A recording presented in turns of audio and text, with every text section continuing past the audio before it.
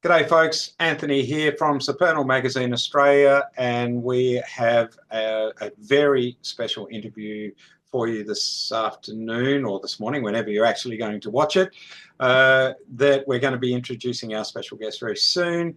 I'm being joined by Freya from WA. How are you going, Freya? Peace, everybody. I'm doing really well, thank you. Having a beautiful day. Excellent. Yeah, well, it's a nice day here in Melbourne. Could do with a bit more sun and a lot more rain. I know that much. We definitely need rain here. What we are, Supernal Magazine, is a magazine about education and about sharing spiritual views, looking at things differently. And you can go to our website, supernalmagazineaustralia.com.au, and check out the latest issue of the magazine free. If you want to check out all our back issues and a lot of our podcasts and things like that, you can certainly subscribe and get access to all of that as well. And we've just put to bed issue 56, so we're moving through them pretty well. So Freya, you've been working behind the scenes pretty diligently, looking at a whole lot of different things for upcoming issues. And you've pretty much organised a very special guest to join us today. And we've got this announcement as well, which we'll talk about in a little bit. But I would like to give you the honour, the pleasure of introducing our special guest, and let's run with it. Yes, it truly gives me great pleasure to introduce our special guest. I had the absolute joy of meeting him in person at the Alexander Library of Perth, Western Australia in February early this year, and we connected again about 4 weeks ago. So it gives me great pleasure to introduce Dr. Sam Osmanagich. He is an archaeologist, so scientist, researcher and author, and the discoverer of the Bosnian Pyramid and its entire complex. So welcome, Dr. Sam. Wonderful. Thank you very much. Thank you, Freya. Thank you, Anthony. I'm really delighted to talk to you today. And yes, I remember my tour in Australia this February. It was wonderful. I love Australia. And I was flying from the western part to eastern part to southern, southeast. I love it. And my favorite, Byron Bay. So I'm going to be back. Excellent, excellent. It's I hadn't realised you were over this way until Freya brought it up the other day, and yes, it would have been lovely to catch up. So when you do come back, we'll definitely organise to catch up and have a bit more of a chat. Yippee! Yes, I'm really looking forward to the next visit, which you know, could be somewhere in early 27-ish, perhaps. We've been That's correct. Your summer 27, meaning our winter. Yeah, you're escaping winter. That's the way. I don't blame you. I don't blame you. All right, Freya. So, Dr. Sam, would you like to share with us and our readership how it all began? How did you discover the pyramids? And I mean, you just, you know, have encompassed so much since that very time. So please, you know, lead us on a journey and we'll ask some questions as you go. Gladly. Like you said, I'm a scientist. My PhD is in anthropology, the Mayan pyramids. I've spent years researching the Mayan civilization, the pyramids, temples, their cities in the jungles of Mexico, Guatemala, Honduras, El Salvador, and Belize. I produced several books on the topic. I'm a researcher, and I've been researching ancient civilizations, in particular pyramid and megalithic sites all around the planet, not only in Central America, but also pyramids in Peru, Bolivia, Canary Islands, Egypt, Sudan, Mauritius, Indonesia, Cambodia, China, of course, Europe. We have pyramids in Spain, Italy, Sicily, Sardinia, Greece. I'm the author. I've published 22 books on the subject, translated into 17 languages. And also I published 31 original research articles in peer-reviewed scientific magazines internationally in the UK, US, Germany, and India. But above all, in my physical body, in this entity, I'm known as the Bosnian Pyramid discoverer. It happened exactly 20 years ago, back in spring of 2005. And at that time, I lived in Houston, Texas. I came to visit my old country, Bosnia. And when I came to this town of Visoko, when I came to visit the local museum, I saw this, everybody called it the natural hill because it was covered by soil, vegetation, forest. But I was looking at the geometry, and it was perfect four-sided pyramid. 4 triangular faces, 4 corners. I took compass showed me that those sides perfectly matched the cardinal points, east, west, north, south. And that's how the pyramids were built from China, Egypt, Peru to US, Cahokia pyramids. So I started the project, and in the meantime, it has become the most active archaeological site in the world. Every year, hundreds of volunteers, dozens of workers, dozens of experts from different fields come to Bosnia, and it has become the most exciting discovery because we have revolutionarily changed the narrative about the pyramids. Instead of pyramids being tombs, resting place for the kings or the pharaohs, they were not built for the past, they belong to the future because pyramids have been built as the energy amplifiers. They amplify different natural energy sources, and this energy can be, number one, measured, and number two, used for very practical purposes. In the next few episodes, we will be talking about the true purpose of pyramids. I think we have some exciting times ahead. And I would say that based on that, I've been living really exciting life. It hasn't been easy, especially when you come with some new discoveries and you change the accepted narrative, One moment everybody is against you, the cultural establishment, archaeologists, historians, geologists, universities, museums, archaeological association, media, non-scientific sites like Wikipedia, Encyclopedia Britannica, Smithsonian, National Geographic. But when you know that science is on your side, when you have scientific arguments, when you follow your dreams, you are going to succeed. That's amazing. It's just 2 minutes of talking and you're just like opening the whole consciousness of, of what we think and what we know. So take a big jump backwards. What actually even got you interested in that side of things? Anthony, you and I remember that a few decades ago, before the internet, if you wanted to find out about something, you had to buy the book and read the book. Today it's different. Today, the kids, they go to Wikipedia or they ask AI, they got a couple of sentence answer and they think they know the subject. Well, they don't. When I was a teenager and during my 20s, I was reading 100 books a year. 100 books from different fields, from psychology and philosophy and history and sci-fi, different, topics.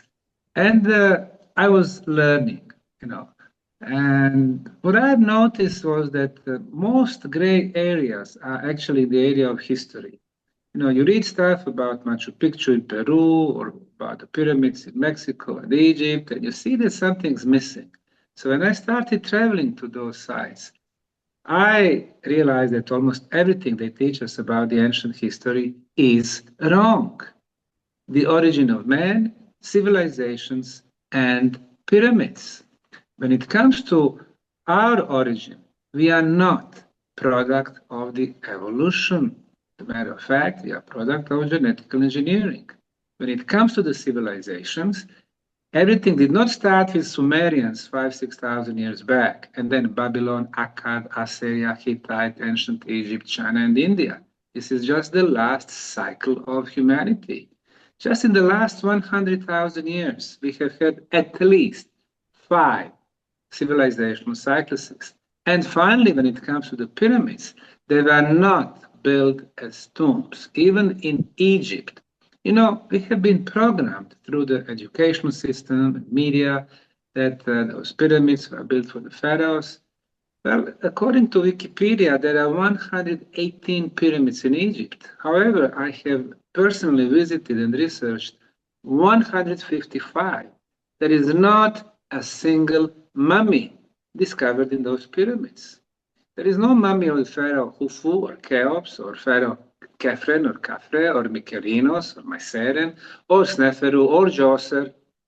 The pharaohs have been buried in the Valley of Kings, which is 600 kilometers to the south from the Giza Plateau, in Luxor, in Karnak, in Thebes, in Memphis, in Abydos, in Dendera, not in the pyramids. So once I started visiting those sites, I realized I have to write another history. So I've written many books, and I called it alternative history. It's alternative to what we have as a mainstream, but in many cases, it is really the true history. So when you ask me, how did I start? I started reading, I started working on myself, and then it was a kind of evolution. It's not like, okay, there is some certain event when everything changed. Not in my case. I was learning and of course, I was working on myself, on my spirituality. I very soon realized that we have at least 3 entities. The first one is our physical body, and this is what we say when you said in the beginning, okay, he's a scientist, he's the author. Yeah, that's my physical body. But the second one is our soul, and when we ask ourselves, who are we? Actually, we are our soul, which is forever, which goes through this life experience, learn, and progress. In some cases, in some other, we need to come back and learn all the lectures again. And the third entity, the way I see it, is the spirit. You know how the holy books are saying God is everywhere around us and inside, and true enough, our physical body is a protection for our soul. And our soul is protection for the spirit, that divine spark in us. That's one way of looking. Then, of course, the other way would be our physical body is actually inside our soul, and our soul is inside the spirit, which is everywhere, the omnipresent. So, I started to work on my spirituality, realizing there is so much more than the physical reality, because we think about the physical world based on our 5 physical senses. We can see, we can hear, we can smell, we can taste, we can touch. But those 5 physical senses are so limited. For example, what we can see is 0.7% of all events around us. We can see only those 7 color frequencies. Red, the one that I have, orange, yellow, blue, indigo, and violet. And those 7 frequencies are just 0.7% of all frequencies around us. So we cannot experience, we cannot see 99.3% of what's happening around us. So we are actually blind, even though we do have eyes. We are deaf because we hear less than 1% of the sound, and so on and so forth. And everything around us, beyond the physical aspect is, we can call it spiritual aspect. So now, when I talk about spirituality, I'm not talking about the religions, I'm not talking about the faith, I'm talking about this huge unknown world. So this is what I do in my life. And after 4 decades of research and traveling more than 100 countries and all the books and all the, the projects, measurements, I realized that I know almost nothing. And indeed, I know almost nothing I don't know who really built Egyptian pyramids or Mexican. I don't know when they were really built. I don't know how they were built or was the purpose. Even the Bosnian, I know a little bit about the purpose, but of course, the bedtime stories about the pyramids being built by the pharaohs as a tombs, thousands of slaves, I mean, it is not serious.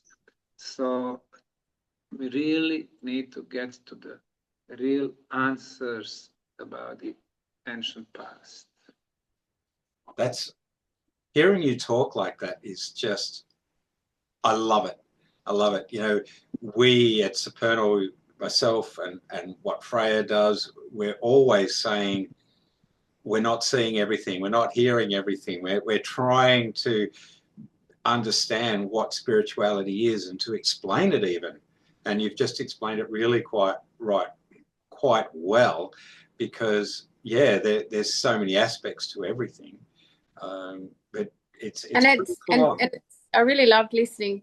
I love seeing you talk about it too, because the awe and the wonder that comes out of you is just so precious.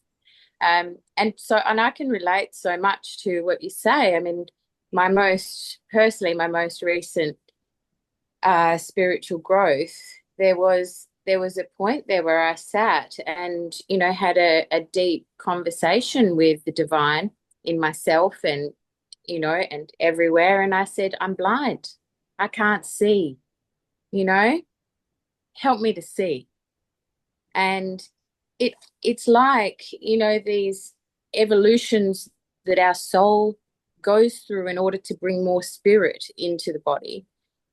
It's like being a serpent, you know, you've got to, and they have scales over their eyes. So they've got to, and it's like that. It's literally like scales coming off your eyes, and then you've got to adjust to the light, and everything's different again. And things you couldn't perceive before, you can then perceive in yourself and all around. And yeah, it's an extraordinary journey.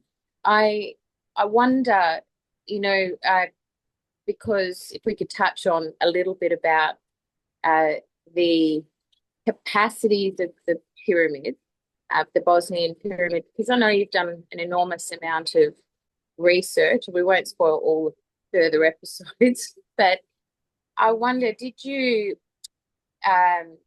notice a difference? Like once you started unearthing the pyramid, I know you measure things and all of that, but did you feel different being around it?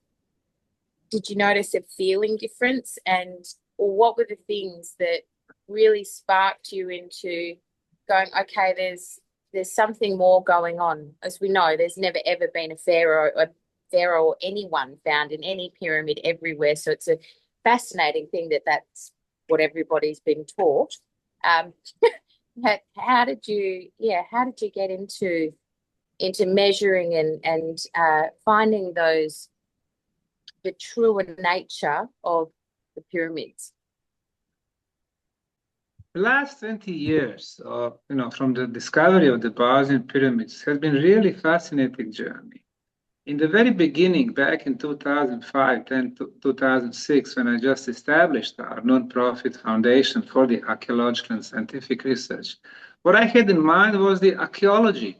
Okay, let's try to remove the soil from 20 different sections and see what's below.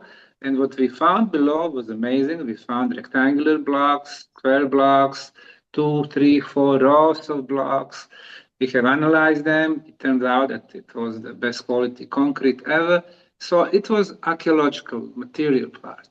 But then we realized that archaeology is not enough to give us the answers. And that's why our project has become the interdisciplinary scientific project. So we had classical sciences like archaeology, Egyptology, geology, biology, paleontology. We had high-tech geothermal, georadar, satellite, LiDAR analysis. We have different types of dating, radiocarbon, luminescence analysis, uranium thorium analysis. And then, most importantly, we had experts in energy phenomena. Engineers, electrical engineers, sound engineers, telecommunication engineers, physicists, quantum physicists, nuclear physicists, medical doctors.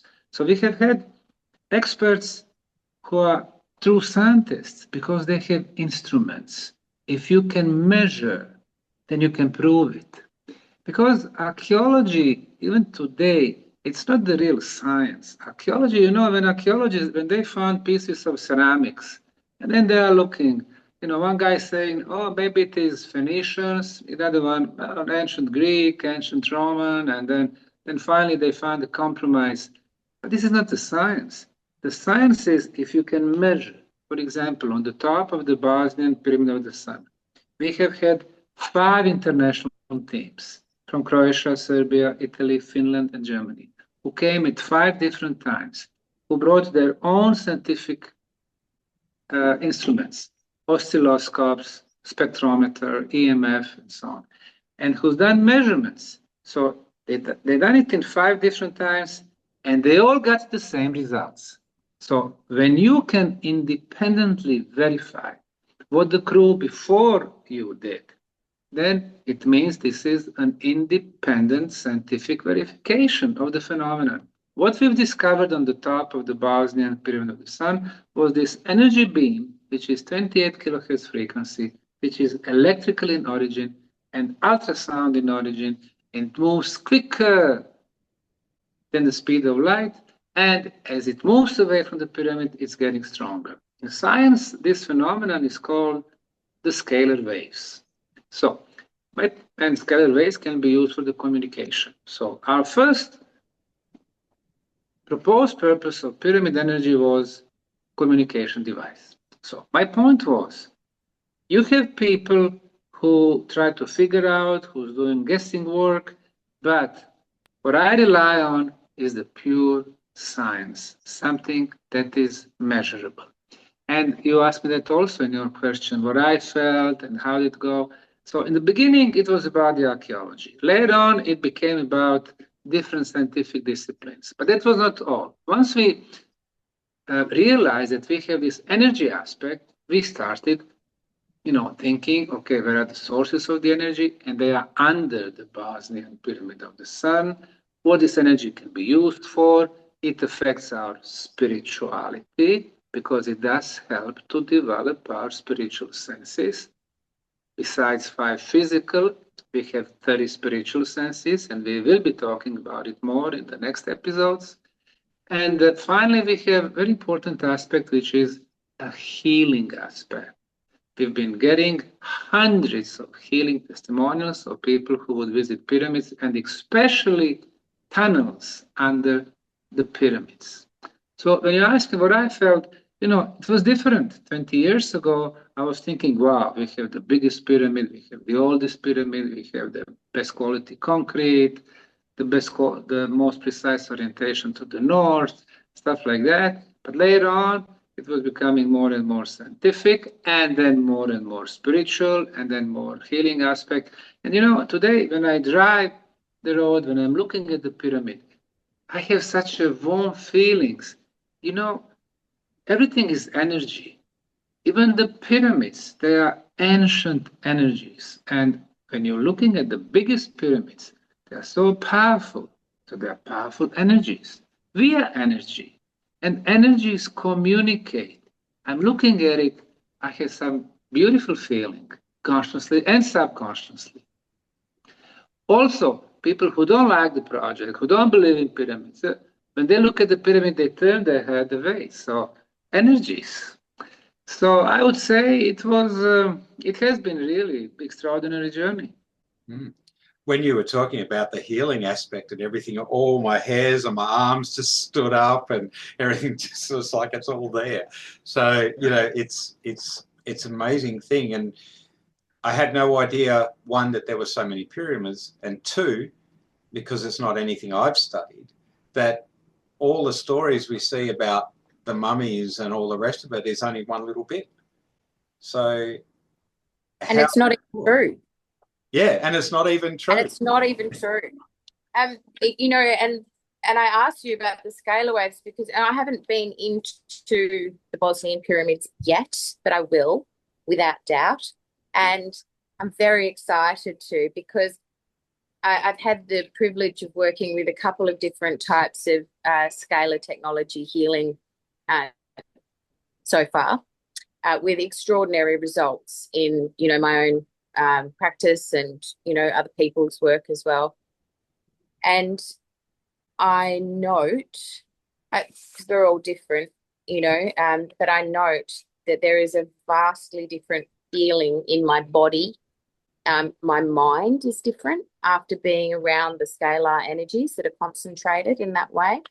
My thoughts are uplifted. There's less pain in the body. I don't have pain anymore because the scalar work actually resolved that. So, it must be very cool living around a pyramid. I mean, it just has to Well, be. Anthony mentioned why so many pyramids around the world. Right now, the classification we have is we have Egyptian pyramids, Chinese pyramids, Mayan pyramids, Mexican, and so on.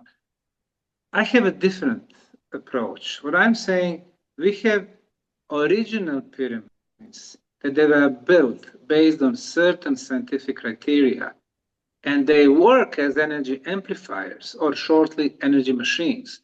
And then you have those that they came much later. They were replica, and they are really not working energy machines. For example, in Egypt, out of 155 pyramids, 28, the oldest and the biggest pyramids built from limestone and granite, and they do include Khufu Pyramid, Kefren, and Ikarinos, and the three Sneferu pyramids, the Step Pyramid in Meidum, the Red Pyramid, the Bent Pyramid. We have Black Pyramid, we have pyramids in Hawara, in Abydos. They are huge, monumental, and the oldest. Even Egyptologists admit they are oldest. And it's not very logical. The oldest are the biggest, the most monumental, perfect, and those that they came later built from the mud bricks, and most of them are gone because it was inferior material. So the biggest pyramids are what I call the original pyramids, built using certain scientific criteria like perfect geometry, perfect orientation, great content of quartz crystal. Why quartz crystal? You have it in limestone and granite, because quartz crystal amplifies the energies and it transforms the energy from one form to another. And we'll have plenty of time to discuss that in later episodes. And then you have water connected to the pyramids, very often underground water flows, because that produces negative ions, very beneficial to us, which affects our, healing aspect, and so on. So I realized that my classification is so much different than leading mainstream classification. Instead of Chinese, Egyptian, Mexican, I'm saying original pyramids that are energy machines, and the effects can be measured, and those that came later, replicas, they are not functional energy machines. In China, the same thing. Out of 250 pyramids in the central province of Shanxi, 20 of them, the biggest, perfect orientation, and they are still energy machines built from the sandstone and granite. Again, high content of crystal. Mexico, the same thing. Peru, the same thing. Bosnia, the same thing. So it is about the pyramids around the world. About your comment and the healing aspect, we realize that, again, we have the combination of 10 measurable energy properties in the Bosnian pyramid tunnels. When it comes to the tunnels in the Bosnian Valley of Pyramids, we have discovered 7 entrances to those tunnels. They are prehistorical, they are 30,000 years old, the same age like the Bosnian pyramids. And inside, when people go inside, they can breathe so well. Deeper they go, they breathe better and better. Not very logical, but nothing in Bosnia is logical. People who have respiratory problems, they breathe so well that after several times visiting the tunnels, they don't need air pump, inhaler no more. People with a high blood pressure, it gets normalized. People with a high glucose, sugar in the blood, it drops so many points. People with the pains, they're gone.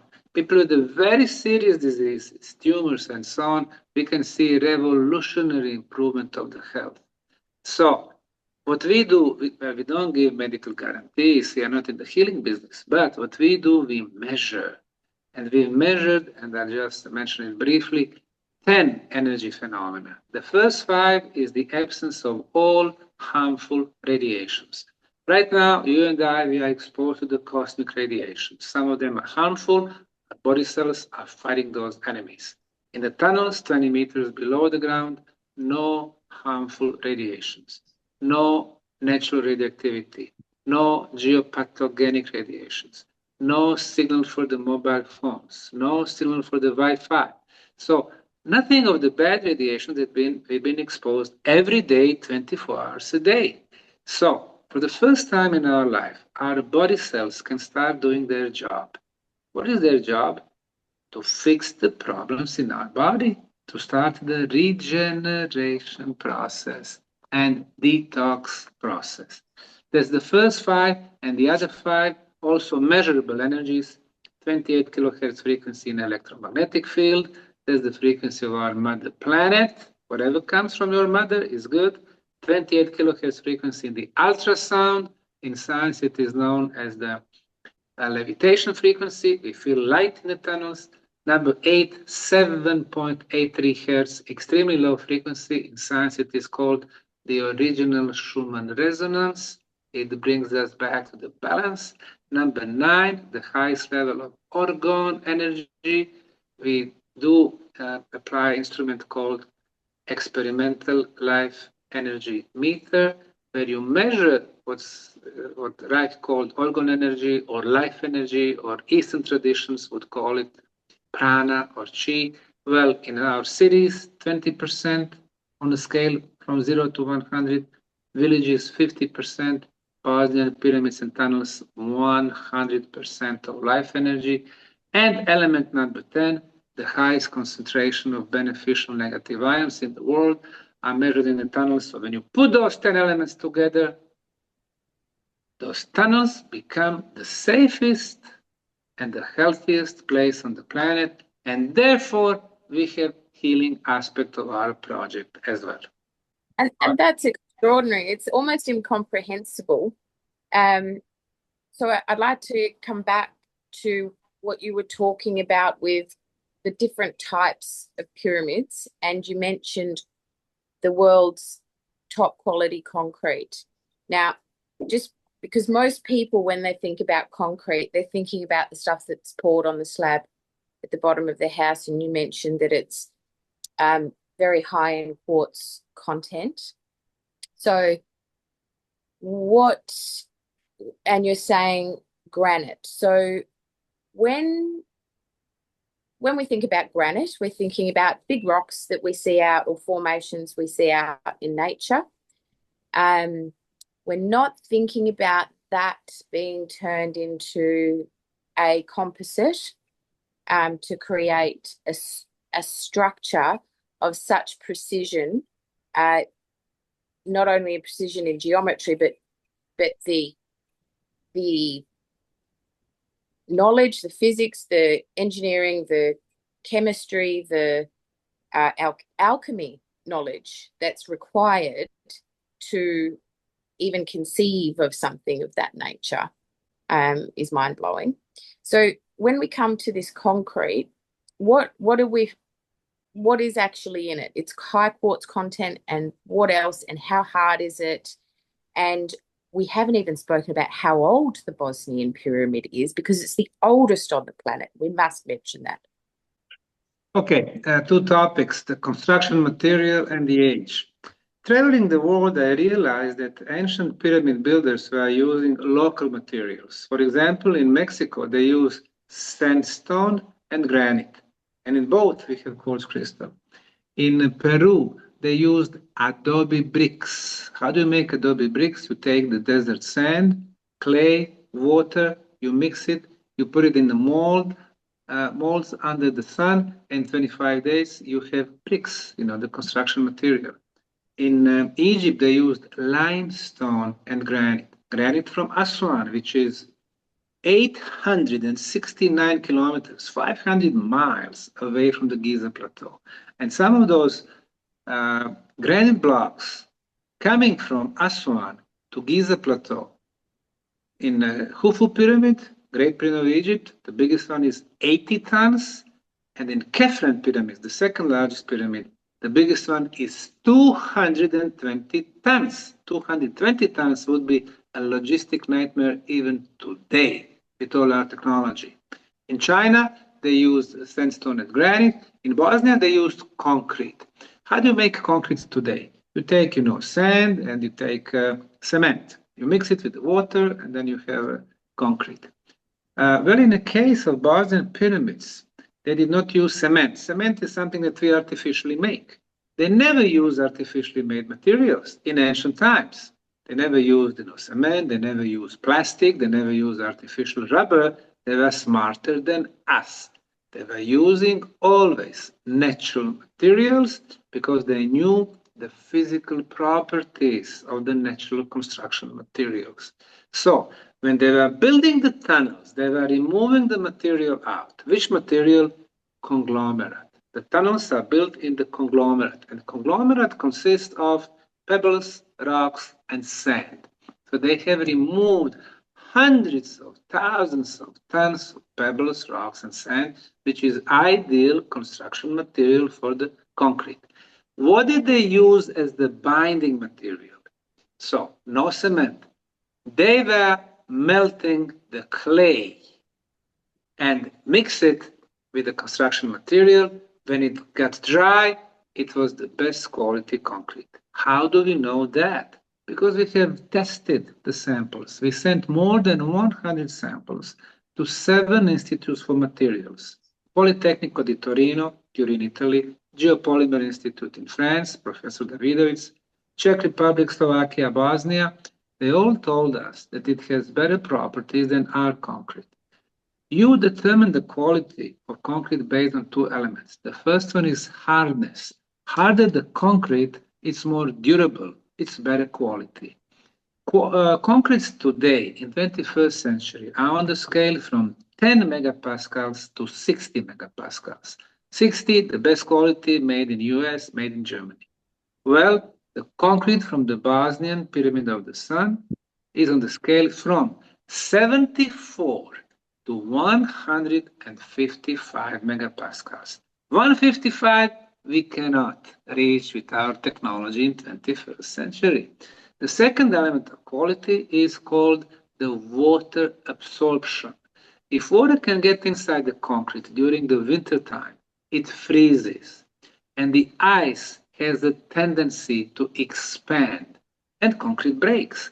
Therefore, we try to keep the norm up to 3% of water absorption. Well, the Bosnian Pyramid concrete is only 1%, meaning it is superior. So it is about the concrete. So the ancient builders were so smart. And you mentioned one important word. You said alchemy, besides chemistry, construction, engineering, and so on.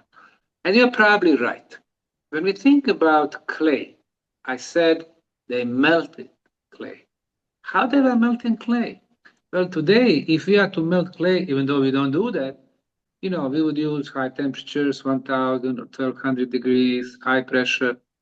Well, we don't find those ovens where they were melting the clay. So for me, the question is, how did they change the molecular structure of clay? What did they use? Some frequencies of electromagnetism, or frequencies of the ultrasound? I don't know, but they managed to do that. And that's what when I was saying, I know almost nothing. Well, I don't know the process. I can see the results. I can see the pyramid, I can see elements of sacred geometry, I can measure the age, but I really don't know who did it and how they were doing it. And it seems that they were really more advanced than us. And you know how they are telling us in the case of Egypt that Pharaoh Cheops or Khufu, he built this great pyramids 23 years during his reign. I mean, 23 years. When you take the number of blocks, we're talking about 2.5 million blocks. Some of them coming from Khoris near Cairo, some of them from Aswan, 500 miles to the south. It would mean that those slaves were installing one block every minute. I mean, it's simply impossible that slaves, that the primitive labor can install one huge block, 1 ton, 2 ton, 5 ton, 10 ton, 80 ton blocks with such a precision that between the block you cannot put a piece of paper. So obviously it was more advanced civilization. Did they pull those blocks or were they levitating? I don't know. But I don't think that ropes were used and primitive labor was used. Obviously, for me, the answer is more advanced. And how can you describe more advanced civilization? You cannot. What kind of methodology, what kind of technology they were using? I don't know. I can guess. It is like you ask the ant to describe human. For them, how they can describe us? They don't know what we have going in our heads, and They're probably saying, "What out?" Yes. And finally, you did mention the age. And in the case of the Great Pyramid of Egypt, in the last 100 years, they did only 4 dating, only 4 radiocarbon dating. Why only 4? Because all 4 were older than 4,550 years, which is the time of the reign of the pharaoh Khufu. And they stopped. In the case of the most important mainstream site, which I already mentioned, Göbekli Tepe in Turkey, Dr. Klaus Schmidt did only 4 dating, and all 4 shows him 10,000 BC. He found the pieces of organic material on the top of plaster of those T-shaped megaliths. If it is on top of the megalith, it means it's going to give us minimum age, not the real age. And the minimum age is 10,000 BC. Well, 10,000 BC is not 11,600 years like they're telling us. 10,000 BC is 12,000 before present, but this is radiocarbon date. In order to get the calibrated date or calendar age, you add about 14%. So the true age of those organic materials in the case of Göbekli Tepe is 13,600 years. 13,600. Why is that important? Everything older than 12,000 in science is called Paleolithic times, the Old Stone Age. And archaeologists, historians, they are saying, no, there were no civilizations 12,000 plus years. Well, I'm sorry, but there were civilizations.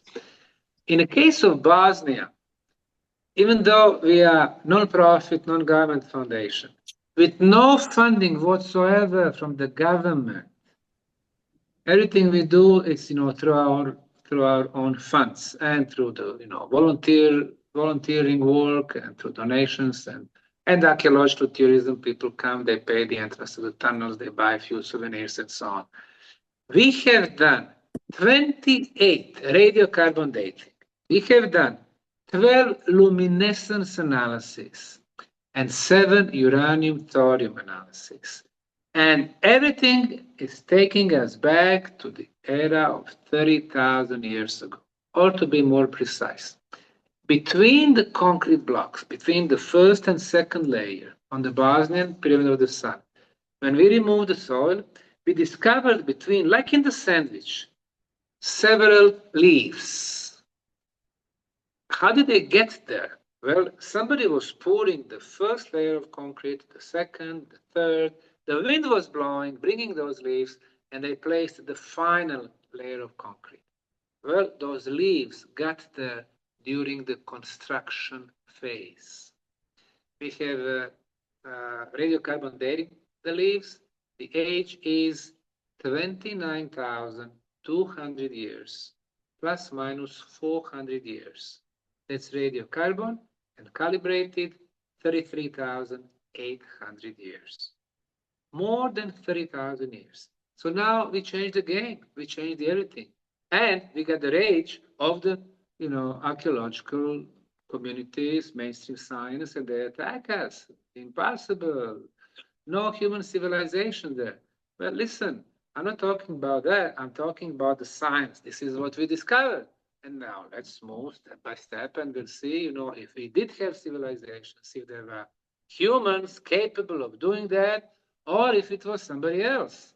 So, this is the science. You just look for the answers. Out of interest, those leaves that you found, are they, do those plants still exist?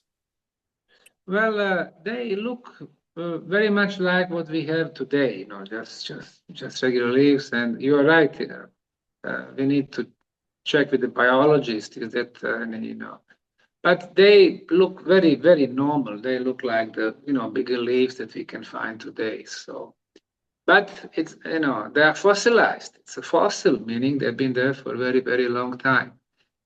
Also, in some of the tunnels, I said that we discovered 7 tunnels. In one of them, which we call the Ravne 3 tunnels, we discovered in some areas of the tunnels stalactites hanging from the ceiling and stalagmites being formed from the floor.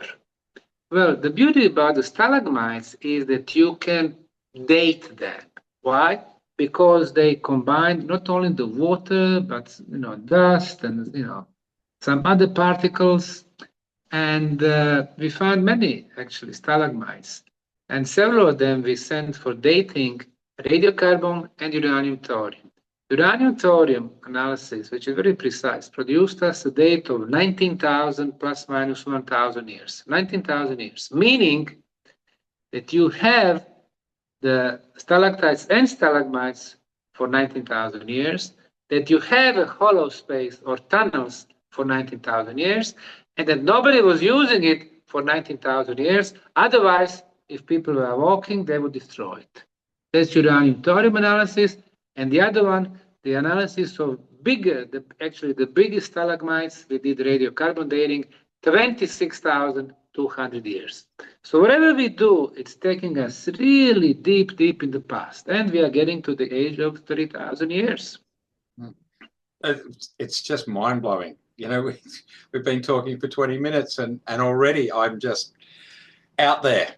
It's I am very much looking forward to the work we're going to do together for the next few, probably years. Yeah.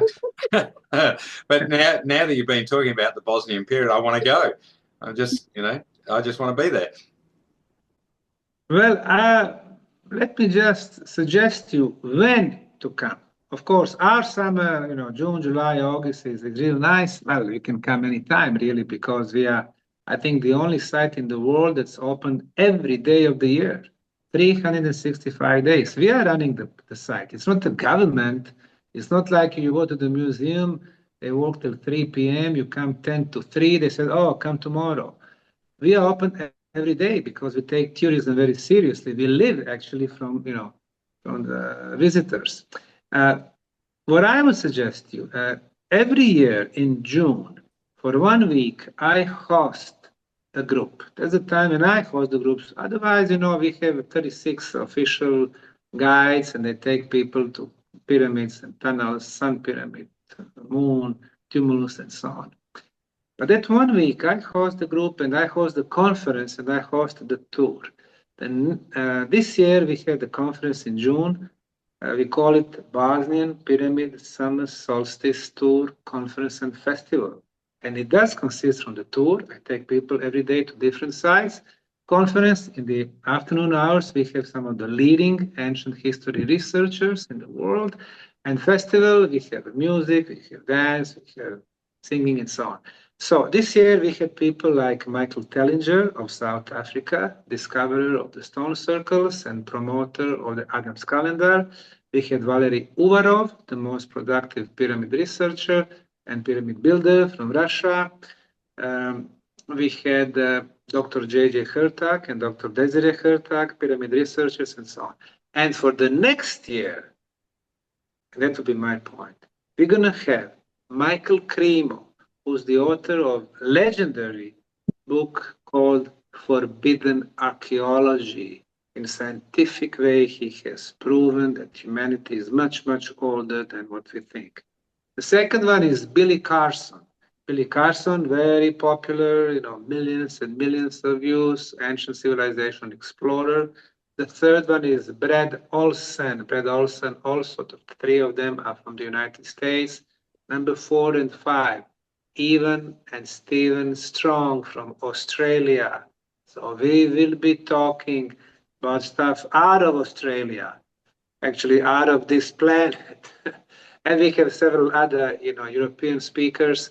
So the dates, June 14, June 21st, the summer solstice, and we are adding 3 more days besides the pyramid sites. We're going to be visiting some other megalithic sites in Bosnia. We have the stone spheres, the stone balls phenomena, which I've been researching also from Mexico, Costa Rica, Argentina, New Zealand, Siberia, and so on. In Bosnia, we have the most sites in the world. Then we have some megalithic sites, megalithic walls. We call it, the place call it Daursson. And we have some big megalithic blocks, which we call stečak. So it will be all about the prehistorical megalithic buildings and pyramid energy. So the dates, June 11, June 14, June 24th. So this will be ideal opportunity to come to enjoy. And like I said, I will be hosting the conference, the tours, and I think you will love it. Well, I think I'm we going to need send to. you, actually, I'm going to send you a poster with the program, so you get it. See if some of your readers or people who follow you would be interested. Now, thinking about time for our first introductory with Dr. Sam here, the joy for our readers and even for Freya is that we're going to be moving forward with every issue. We're going to be covering a specific area topic of this whole life pyramid, everything scenario. And so we're going to have a video interview at every story to go into even more detail than what we cover in the story, which is something we've never really done before to that extent. So, it's really exciting that we're actually doing something a little bit different in the way that we've been putting Supernal out to our readers. So very much looking forward to working with you, Dr. Sam, on that one, and also, Freya for organising it. So what I would like. Thank you upstairs for organising it, I say. Thank you to the spirit and our souls for bringing us all together. Moving in that circle, absolutely.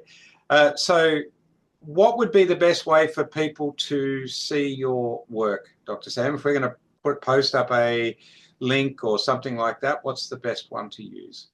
I'm going to send it to you, but the Bosnian Pyramids.ba, BA is the Bosnian domain, Bosnian Pyramids.ba, they can see the sites, they can find information about how to visit the sites, but also, my Instagram, my Facebook, Sam Osmanagich, you can find daily information of, what's happening there. We have our YouTube, Bosnian Pyramids TV, Bosnian Pyramids TV. Also, every other day, we publish a new video. So we stay very, very busy on the promotion front. So, brilliant. Well, what we'll do at the end of the video, we'll put a lot of those links in. And obviously with the stories as we're producing them, we'll have links through. The beauty of the online magazine is people just go click and they're there. They don't have to go looking in books and doing all that sort of stuff. So getting good information is important. So yeah. Now I'm about to wrap up. Freya, did you need to say anything? Just thank you very much for being with us. Thank you for the opportunity to hear you speak about your love and your passion, and it's very inspiring. And I know that all of our watchers and readership will be so excited to come on this journey. It's a rare privilege to have this opportunity, so thank you so much. Well, great. I love the opportunity, and then I think it's a great concept to have a video and article in the journal. That's excellent. Yeah, it's coming together really well, and I'm just going to echo Freya's words in thank you very much for sharing your time with us. It's like I said, you've blown me out of the water in already shaken a few foundations. regarding time, and so coming up in a couple of issues, we're actually doing a time issue, and so that'd be perfect to be able to even explore that little component in there. But Freya will, coordinate with you. I'm on hand whenever you need to talk to me. To our readers and watchers out there, supernalmagazineaustralia.com.au. Look for our future issues. With all this coming up, we'll be putting more on social media as we get it as well. So join us, support us, and let's see Supernal continue to grow through 2025 and onwards. So thank you very much, everyone.